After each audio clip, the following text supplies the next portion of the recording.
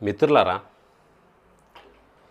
ABN Radhakrishna గారికి జగన్మోహన్ రెడ్డి గారు ఎందుకు అంత ఘాటుగా వార్నింగ్ ఇచ్చారు? రాధాకృష్ణ గారు రాసిన ఆ కొత్త పలుకు వ్యాసంలో అంత అసభ్యకరమైన విషయాలు ఏమన్నా ఉన్నాయా?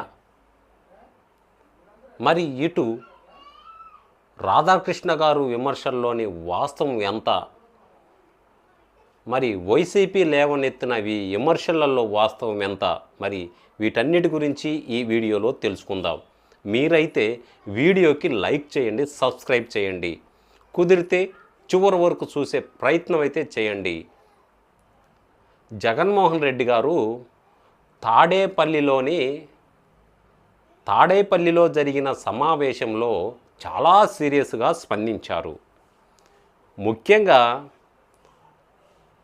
రాధాకృష్ణ గారి గురించి మాట్లాడుతూ, రాధాకృష్ణ గారు వినండి, వైఎస్ఆర్సీపీ కార్యకర్తల భార్యలంటే నీకు అంత అలుసుగా కనిపిస్తున్నారా?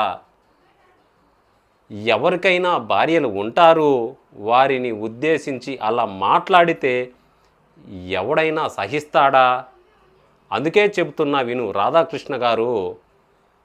ముఖ్యంగా రేపు పొద్దున మా ప్రభుత్వం వచ్చాక గుర్తుంచుకో, నిన్ను తిప్పని పోలీస్ స్టేషన్ అంటూ ఉండదు.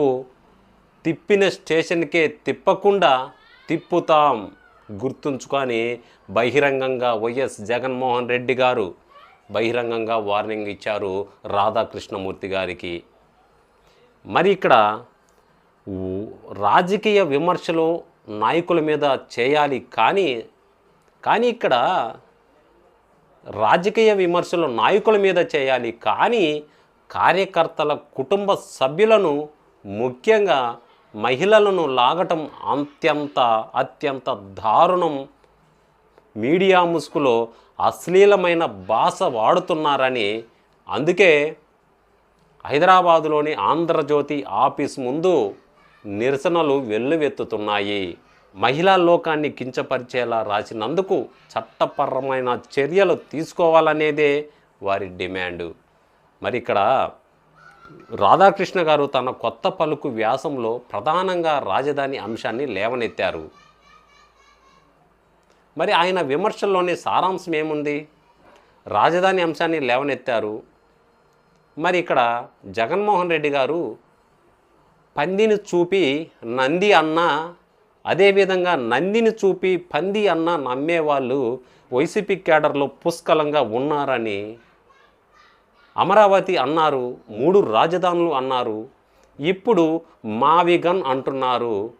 మరి ఆయన ఏది చెబితే దానికి కార్యకర్తలు భజన చేస్తున్నారే తప్ప సొంత బుర్ర వాడడం లేదని మరి రాధాకృష్ణ గారు తన అభిప్రాయాన్ని అతని నవలలో ఉంది అని స్పష్టంగా తెలుస్తుంది.